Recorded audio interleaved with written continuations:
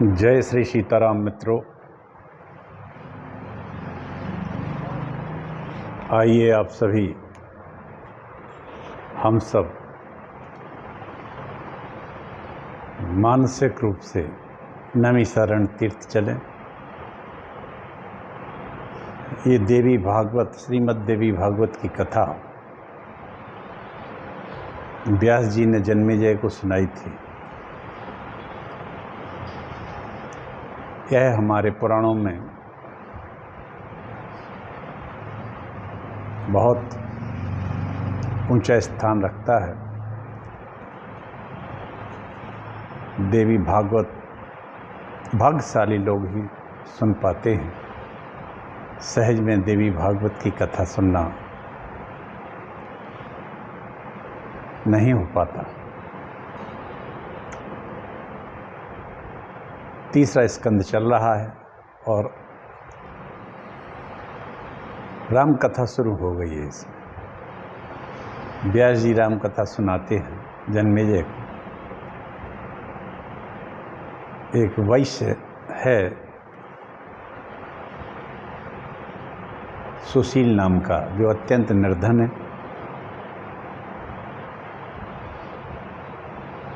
उसने माया बीज ह्रीं कर निरंतर जप करते हुए भगवती को प्रसन्न किया। माता जगत जननी भगवती जगदम्बा प्रसन्न हुई और उसकी दरिद्रता दूर हुई। इसी संदर्भ में व्यास जी ने कहा कि राम जी ने भी किष्किंधा में एक बहुत माता पार्वती का जगदम्बा का अनुष्ठान किया था और उसी संदर्भ में राम कथा शुरू हो जाती है। चलिए एक छोटा सा मंगलाचरण करते हैं, फिर कथा कहते हैं। कथा तृतीय स्कंद की है। अब तृतीय स्कंद भी लगभग पूर्णता की ओर हो रहा है। धीरे धीरे कथा आगे बढ़ रही है। हम ब्रह्म शक्ति को मात्र रूप से हम मानते हैं और मात्र रूप एक सबसे महत्वपूर्ण, सबसे करीबी रिश्ता माँ से ही होता है। ऐसी माता जगदम्बा को हम प्रणाम करते हैं और कथा प्रारंभ करते हैं।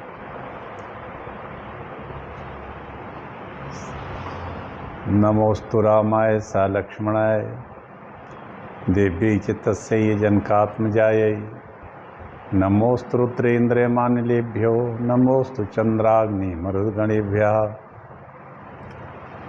जगमंगल गुण ग्राम राम के दानी मुकुट धन धर्म धाम के। जगमंगल भल काजु विचारा बेगिए नाथ न लाइए वारा। गंगा तरंग रमणीय जटाकलापम गौरी निरंतर विभूषित वाम भागम। नारायण प्रिय मनंग मदापहारम वाराणसी पुरपतिम भज विश्वनाथम। अच्युतम केशवम राम नारायणम कृष्ण दामोदरम वासुदेवम हरिम। श्रीधरम माधवम गोपिका वल्लभम जानकी नायकम श्रीरामचंद्रम भजे। प्रिय श्रद्धालु बंधुओं,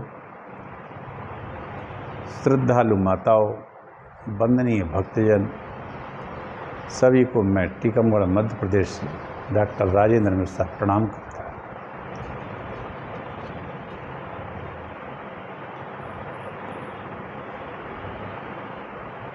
श्री रामचंद्र जी के चरित्र का वर्णन है।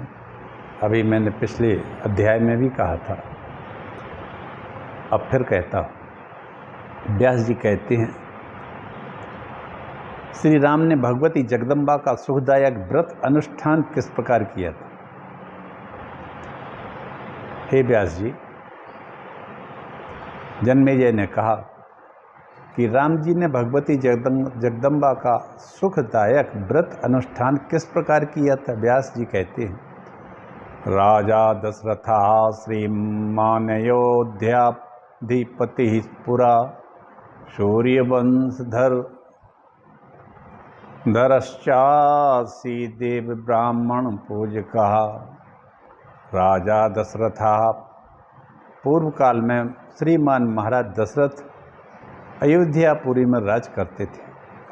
श्रीमान योध्याधिपति पुरा सूर्यवंश धरश्चासी देव ब्राह्मण पूजका। वे सूर्य वंश में श्रेष्ठ राजा के रूप में प्रतिष्ठित थे और वे देवताओं तथा ब्राह्मणों की सदैव पूजन किया करते थे। धर्मात्मा थे भगवान राम जी के पिता दशरथ जी। उनकी 3 रानियां थी, उनमें से गुरुदेव की कृपा से कौशल्या के राम जी थे, कैकेयी के भरत जी थे और सुमित्रा के लक्ष्मण और शत्रुघ्न उत्पन्न हुए थे। चारों पुत्र गुण और रूप में समानता रखने वाले महाराज को अत्यंत ही प्रिय थे। चारों पुत्र प्रिय थे। एक तो काफ़ी अवस्था जब दशरथ जी की हो गई थी तब हुए श्रृंगी ऋषि ने बस एक पुत्रेष्ठ कराया था और भगवान को जन्म लेना था कई कारणों से, जो रामचरितमानस में बड़े विस्तार से है। स्वयं भुवम मनु अरु शत्रुपा, जिससे भय सृष्ट अनुपा। ये मनु शत्रुपा ही थे, राजा दशरथ और कौशल्या। महाराज दशरथ ने चारों पुत्रों के यथा समय सभी संस्कार आदि किए और सब किशोरावस्था को प्राप्त भी हो गए। एक समय विश्वामित्र जी आए और यज्ञ रक्षा करने के लिए राम लखन को दशरथ जी से मांगने आए। असुर समोह सतावहि मोहि, मैं जाचन आयो नृप तोहि। अनुज समेत दे रघुनाथा, अनुज समेत देहु रघुनाथा। निश्चर बध में होब सनाथा। महाराज दशरथ जी से ऐसा जब उन्होंने कहा कि हमें राम लक्ष्मण को दो और मैं यज्ञ करूं और निश्चरों का नाश भी करवा दूं इनके द्वारा, तब दशरथ जी कहने लगे, चौथे पन पायो सुत चारी, विप्रवचन नहीं कहो विचारी। विप्रवचन नहीं कहो विचारी, मांगो भूमि धेनु धन कोसा। वाह क्या बात है। मांगो धेनु भूमि धेनु धन कोसा, सर्वस देव आजु सहरोसा। सब सुत प्रिय मोहि प्राण की नाई। दशरथ जी कह रहे हैं पुत्र मोह में विश्वामित्र जी से, सब सुत मोहि प्राण की नाई। राम देत नहीं बनिए गुसाई। उस समय वशिष्ठ जी ने आकर महाराज दशरथ जी को अनेक प्रकार से समझाया। तब महाराज दशरथ ने लक्ष्मण के सहित 16 वर्षीय पुत्र श्री राम जी को विश्वामित्री को समर्पित कर दिया और मार्ग में जाते ही राम जी ने ताड़का को एक ही बाण में मार दिया, सुबाहु को भी मार दिया और मारीच को बिना फर का एक बाण मारा। बिनु फर बाण राम ते ही मारा, सतजोजन गा सागर पारा। और यह मारीच 100 योजन दूर समुद्र के पार फेंक दिया। तदनंतर विश्वामित्र जी का यज्ञ पूर्ण करवाया, अहिल्या को श्राप से मुक्ति दिलाई। मिथिला में पहुंचकर सीता स्वयंवर में रखे धनुष को तोड़कर जनक नंदिनी सीता के साथ विवाह किया। जनकराज की दूसरी पत्नी से पुत्री जो थी वो उर्मिला का विवाह लक्ष्मण से, कुशध्वज इनके भाई थे, उनकी कन्या मांडवी और भरत से, और सुकृति का विवाह शत्रुघ्न के साथ सानंद संपन्न कर दिया। इस तरह चारों भाइयों की शादी हो गई और अयोध्या में भी सर्वत्र आनंद छा गया। और जब भगवान ब्याह करके घर आए, आए ब्याह राम घर जब ते, आए ब्याह राम जब घर जब ते, आए ब्याहे राम घर जब ते, बसई अनंत अवध सब तब से, बसई अनंत अवध सब तब से। समयांतर में महाराज दशरथ जी ने अपने बड़े पुत्र को राज्य करने के लिए योग्य देखकर उन्हें राज्यभार सौंपने के मन में विचार किया। राज तिलक के लिए आवश्यक सामग्री एकत्र करने का आदेश दिया, लेकिन महाराज दशरथ की रानी कैकेयी ने महाराज से 2 वरदान मांग लिए। पहले वरदान में राज्यम सुताय चैकेन भरताय महात्मने, रामाय वनवांसंच चतुर्दश समास्तता। अपने पुत्र भरत को राज्य और दूसरे वरदान से राम को 14 वर्ष का वनवास मांग लिया। ये 2 वरदान राजा दशरथ ने कभी देवासुर संग्राम में कैकेयी को दिए थे, तो उसमें एक वरदान से तो उन्होंने अपने भरत के लिए राज्य, दूसरे वरदान में राम जी को 14 वर्ष का वनवास। इस प्रकार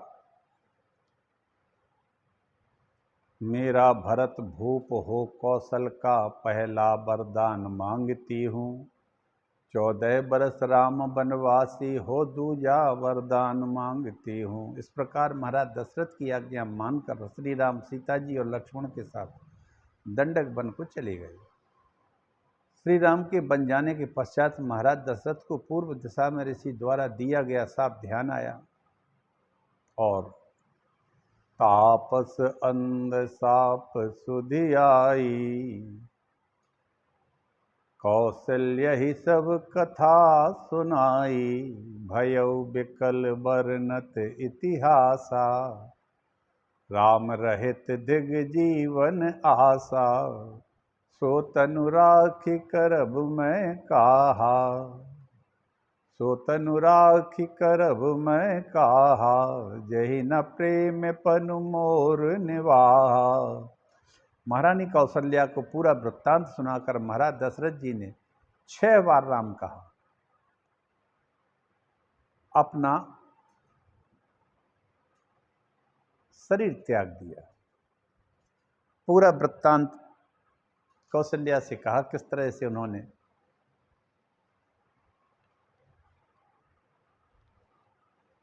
नदी के तीर पर श्रवण कुमार को धोखे से बाण मार दिया था।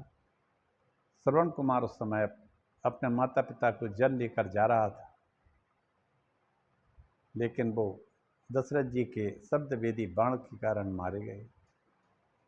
और जब जल लेकर दशरथ जी उनके माता पिता के पास पहुंचते हैं तो उन्होंने कह दिया है, ऐसे ही कष्ट में तुम्हारे भी प्राण पुत्र वियोग में निकलेंगे। ये सब कथा, ये सब बातें उन्होंने कौशल्या को बता दी और 6 बार उन्होंने राम कहा। राम राम कही राम कही, राम राम कही राम, राम राम कही राम कही, राम राम कही राम, तनु परिहरि रघुवर विरह, राव गए सुरधाम। और 6 बार राम राम का स्मरण करके राम जी के वियोग में दशरथ जी सुरधाम इंद्रलोक चले गए, देवलोक चले गए और इस तरह से भौतिक शरीर उन्होंने त्याग दिया। वशिष्ठ जी ने ननिहाल से भरत को बुलाकर दशरथ जी के सभी कृत्य करवा दिए।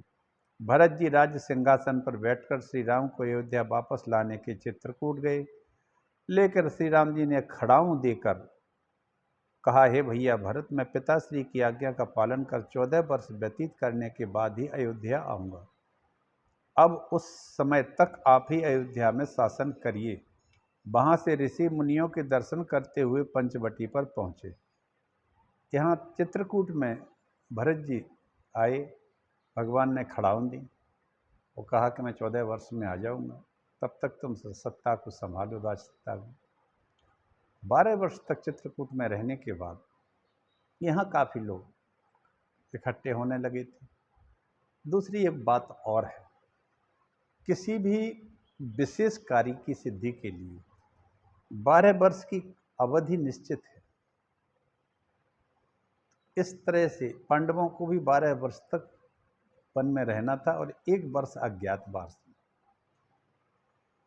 ये 12 वर्ष में कोई भी सिद्धि अपना असर दिखाने लगती है, प्रकट होने लगती है। ऐसा हमने शास्त्रों में थोड़ा बहुत जितना समझ में आया, पढ़ा है, मिला है।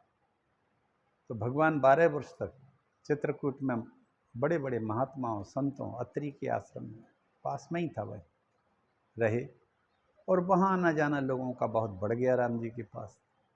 तो राम जी वहाँ से अब आगे की लीला के लिए पंचवटी में दक्षिण भारत की ओर चल दिए। पंचवटी में रहते हैं और वहाँ पहुँच जाते। वहीं रावण को कामातुर बहन शूर्पणखा जो थी, वो दंडकारण्य में घूमती रहती थी। यह शूर्पणखा खरदूषण तृष्णा के साथ दंडकारण्य में, ये छत्तीसगढ़ के निचले हिस्से में है। खरौद आज भी एक जगह है वहाँ, जो खरदूषण की लगता है राजधानी रही होगी। मैं गया हूँ वहाँ। ये माल खरौदा तहसील के निचले हिस्से में पड़ता है खरौद।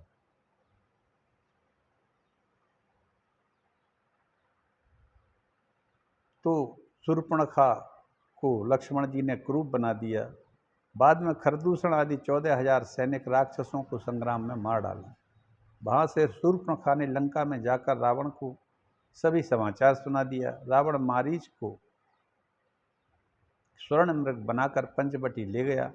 मारीच स्वर्ण मृग बना और रावण संत के भेष में जाकर छल करी मूढ़ हरि वैदेही, और छल से सीता जी का हरण कर लिया। यहाँ तक की कथा मैंने अभी पिछले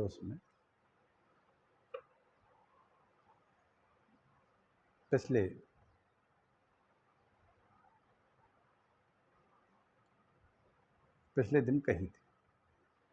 सीता जी मार्ग में विलाप करती जा रही हैं। मार्ग में जटायु ने रावण से युद्ध किया और अंत में रावण ने जटायु के पंख को काटकर घायल कर दिया। जब श्री राम उस माया मृग रूपी मारीच को मारकर वापस कुटिया पर आए तो वहां सीता जी को वापस नहीं पाया। तो दोनों भाई जंगल में खोजते खोजते आगे चले। मार्ग में उनको जटायु मिला। उन्होंने सीता जी का रावण के द्वारा हरण करने का सारा समाचार बता दिया। श्री राम उसे उत्तम गति प्रदान कर आगे गए।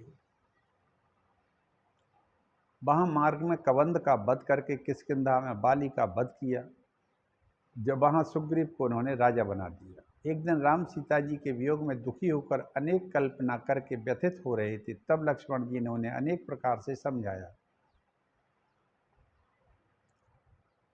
रघुणैक रथेनैव जितः सर्वा दिशा पुरा, दद्वंसजः कथं शोकं कर्तुर्मर्हसि राघव। पूर्व काल में राजा रघु ने एक एक रथ मात्र से पृथ्वी की चारों दिशाओं को जीत लिया था। हे राघव, आप उसी वंश के होकर शोक नहीं करें। क्यों कर रहे हो? हे राघव, पूर्व काल में देवराज इंद्र पर भी विपत्ति आई थी। उन्होंने भी बहुत समय तक कमल वन में छिपकर अज्ञात वास किया था। अतः हे राघव, कष्ट आने पर शोक नहीं करना चाहिए। विज्ञ पुरुष की ऐसी कष्टकारक परिस्थिति में मन को उद्यमशील बनाकर समय की प्रतीक्षा करनी चाहिए। लक्ष्मण की बातों को सुनकर श्री राम को कुछ शांति प्राप्त हुई। उसी समय उस वन प्रदेश में नारद जी का आना हुआ। समय के अनुकूल श्री राम ने उनका स्वागत किया। नारद जी का नारद जी श्री राम को शोकाकुल देखकर कहने लगे, हे राम, आप साधारण मानव की भांति दुखी हो रहे हो। रावण अपनी मृत्यु सीता जी को हरण करके ले गया है। रावण अपनी मृत्यु को ले गया है सीता जी के रूप में। हे राघव, आपका जन्म इस भूलोक पर रावण आदि राक्षसों के वध के निमित्त ही हुआ है और इसी कार्य की सिद्धि के लिए आप अवतरित हुए हो। नारद जी कहते हैं, राम, पूर्व जन्मनि वैदेही मुनि पुत्री तपस्विनी रावणेन वने दृष्ट्वा तपस्यन्ति शुचि स्मृता। हे राम जी, पूर्व काल में वैदेही एक मुनि की तपस्विनी कन्या थी। उसे वन में तप करती देखकर रावण ने उसे अपनी पत्नी बनाने का आग्रह किया था। उसके मना करने पर रावण ने उसके केस पकड़ना चाहे, तब उसने अपने शरीर को त्यागने से पहले रावण को श्राप दे दिया कि हे दुष्ट, मैं ही तेरी मृत्यु का कारण बनने के लिए पृथ्वी से जन्म लूंगी, प्रकट होंगी। श्रेयं रमांस संभूता गृहीता तेन राक्षसा विनाशार्थम कुलशैव्याले असृग्वी संभ्रमात्। हे राम, लक्ष्मी के अंश से उत्पन्न है सीता वही हैं जिससे भ्रमवश माला समझकर नागिन को धारण करने वाले व्यक्ति की भांति रावण ने अपने ही वंश का नाश करने के लिए हर लिया है।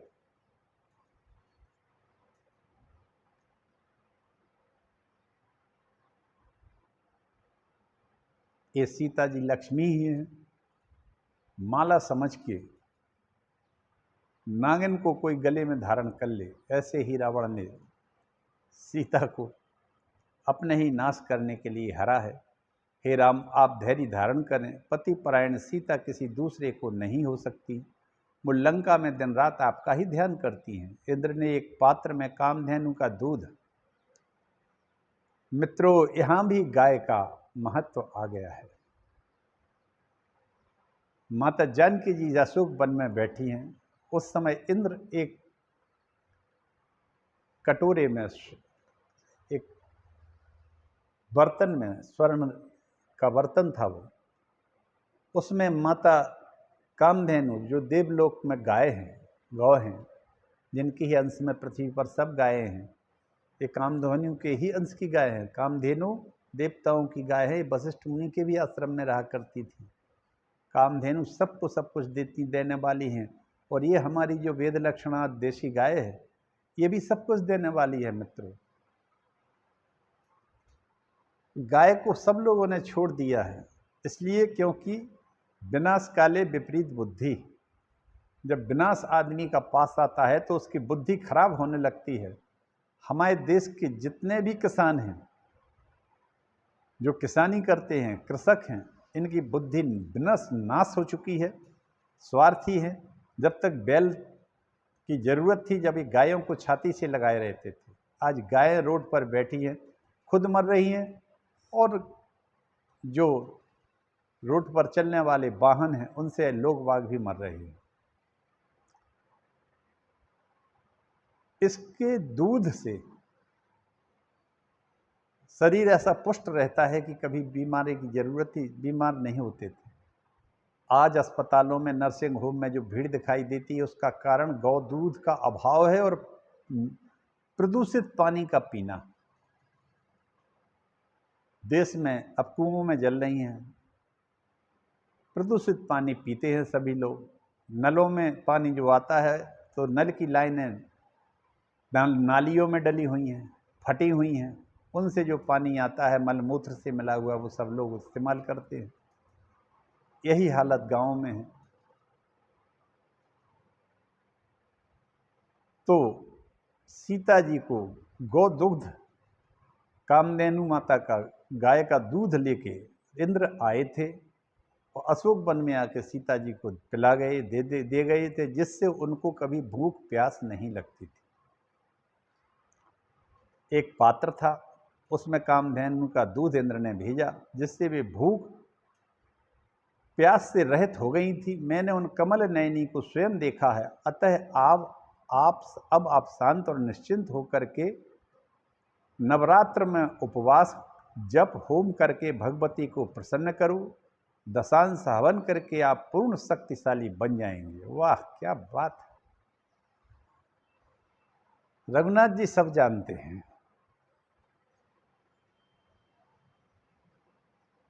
राम जी क्या नहीं है, राम जी परब्रह्म परमात्मा के ही अवतार।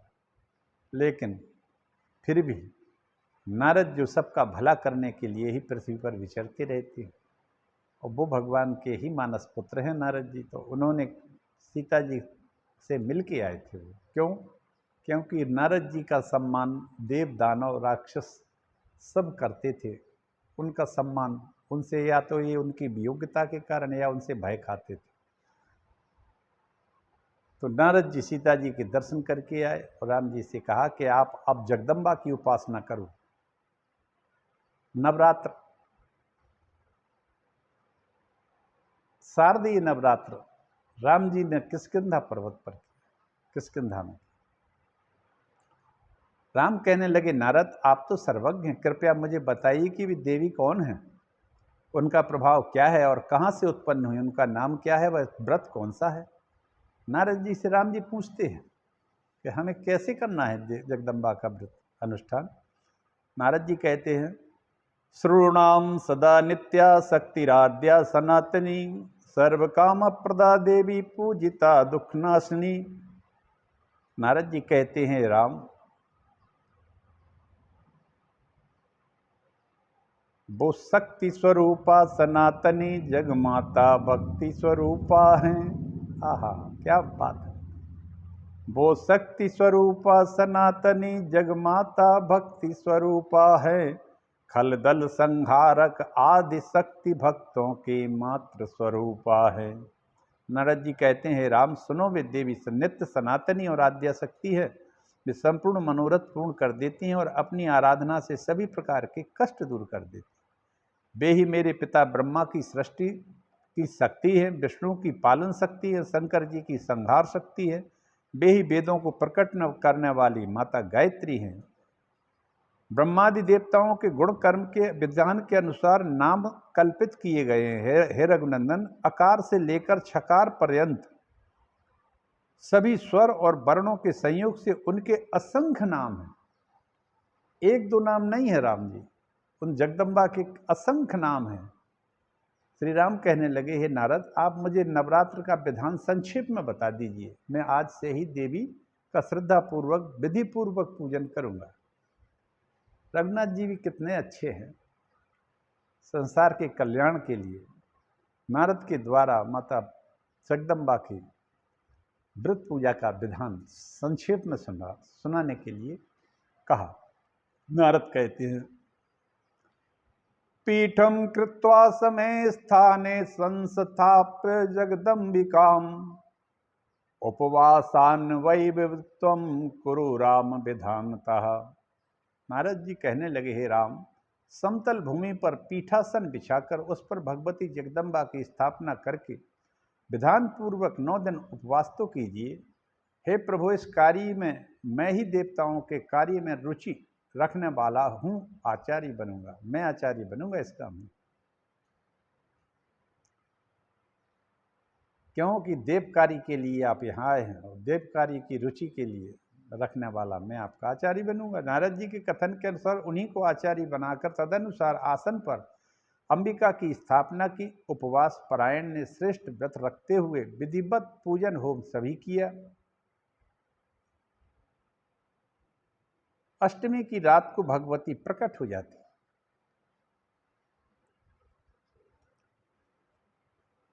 अष्टमी की रात्रि को रघुनाथ जी के सामने भगवती प्रकट हो जाती हैं। अब ये भगवती खुद भगवान की ही तो शक्ति है। दुर्गा सप्तशती में उन्हीं के शरीर से निकल के ब्रह्मा जी के स्तुति करने पर उन्हीं के शरीर से निकल के योग निद्रा के रूप में जो रहती हैं, महाकाली के रूप में, तो सामने प्रकट हो जाती हैं। तो वो प्रकट हो गई 8वें दिन अष्टमी की रात को। विधिवत राघव ने व्रत रख कर, विधिवत राघव ने व्रत रख कर पूजन और यज्ञ कराई है। होकर प्रसन्न तिथि 8वें को मां दर्शन देने आई है। विधिवत राघव ने व्रत रख कर, राधे श्याम रामायण में है ये। विधिवत राघव ने व्रत रख कर पूजन और यज्ञ कराई है। होकर प्रसन्न तिथि 8वें को मां दर्शन देने आई है। वो भवानी सिंह पर सवार है। वाह! भगवती को देखकर राम जी ने वंदन किया और देवी जी कहती हैं, राम राम महाबाहो तुष्टास्यम्यद्य व्रतेन ते पार्थयस्व वरम कामं यत्ते मनसि वर्तते नारायणान् सम्भूत सत्वं वंशे मानवे अनघे। हे राम महाबाहो, देवी कहने लगी, हे राम जी, हे महाबाहो राम, इस समय मैं आपके व्रत से बहुत संतुष्ट हूँ। आपके मन में जो भी हो उसे हमसे इच्छित वर को मांग लो। आप पवित्र वंश में अवध में नारायण के अंश से उत्पन्न हुए हो। अयोध्या में आप नारायण भगवान के अंश से आए हो, उत्पन्न हुए हो। पूर्व काल में आपने मत्स्य रूप धारण करके देवताओं का हित किया, वेदों की रक्षा की थी। कच्छप रूप धारण कर मंदराचल पर्वत को अपने पीठ पर रखकर धारण करके समुद्र मंथन कराया था। बराह रूप धारण कर हिरण्याक्ष का वध करके पृथ्वी को स्थिर किया। नरसिंह रूप में प्रहलाद की रक्षा की। वाह, क्या बात है! करने के हेतु हिरण्यकशिपु का भी वध किया और वामन रूप से बलि को छला। उसी प्रकार रावण द्वारा सताए गए देवताओं और ऋषियों की प्रार्थना पर आप इस समय धराधाम पर अयोध्या में राजा दशरथ के पुत्र के रूप में अवतरित हो गए हो। हे राम, देवताओं के अंश से उत्पन्न ये बानर मेरी शक्ति से संपन्न होकर युद्ध में आपका सहयोग करेंगे। वाह! जगदम्बा ने कहा, ये बानर जितने भी हैं ये सभी मेरी ही शक्ति से संपन्न होंगे। अब जब दुर्गा की शक्ति से संपन्न हनुमान जैसे बानर जो शंकर जी के ही अंश हैं, उन्हीं का स्वरूप हैं, और ऐसे असंख्य हैं, गवय हैं, नर नील हैं, गवाक्ष हैं, अंगद जी महाराज हैं। तो बसंत ऋतु के नवरात्रों में पुनः मेरा व्रत पूजन हवन करना, इसके बाद पापी रावण को कुल सहित मार करके परिवार सहित अयोध्या में 11,000 वर्ष तक भूलोक में राज्य कर पुनः देवलोक में प्रस्थान करना, ऐसा देवी जी ने वरदान दिया कि रावण वध करो। ये बानर जितने भी है मेरी शक्ति से शक्तिशाली हो गए, बहुत शक्तिशाली, और आप मेरा व्रत पूजन हवन करके रावण को कुल सहित अपने धाम को पहुंचा दे, मार देना, वध कर देना, अपने धाम को भेज देना, और पुनः 11,000 वर्षों तक भूलोक में राज्य करें, फिर देवलोक को प्रस्थान करना। देवों के अंश ये हैं बानर, रण में कौशल दिखलाएंगे, कुल सहित मार कर रावण को तुम पूरी अयोध्या जाएंगे।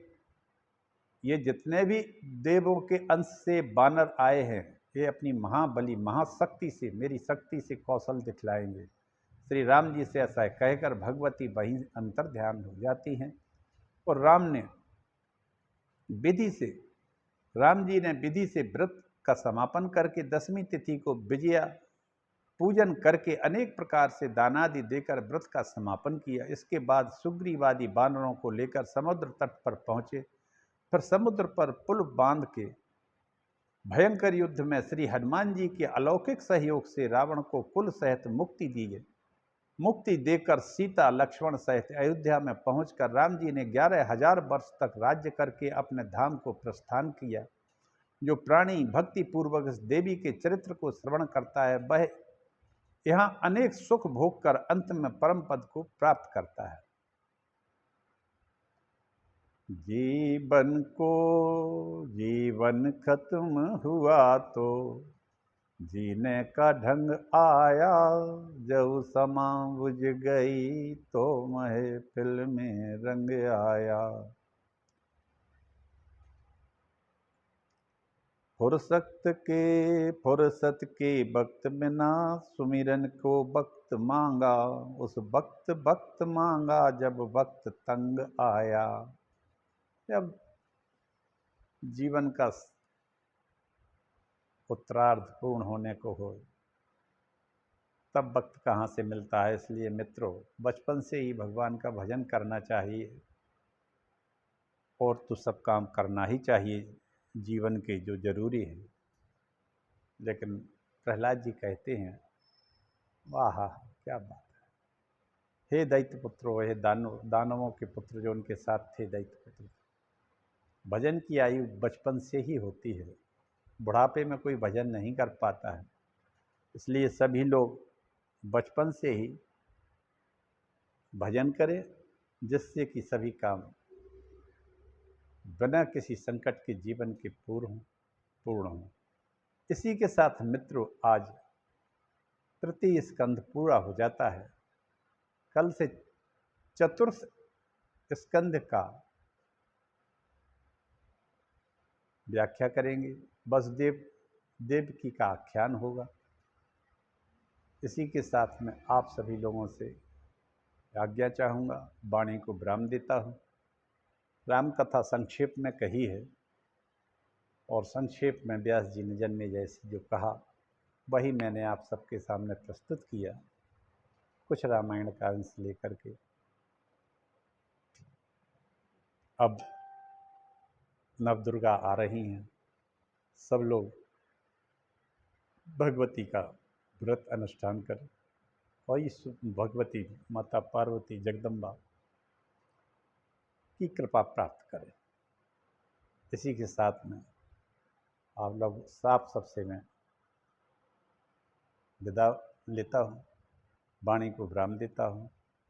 हर हर हर महादेव शंकर शंभो।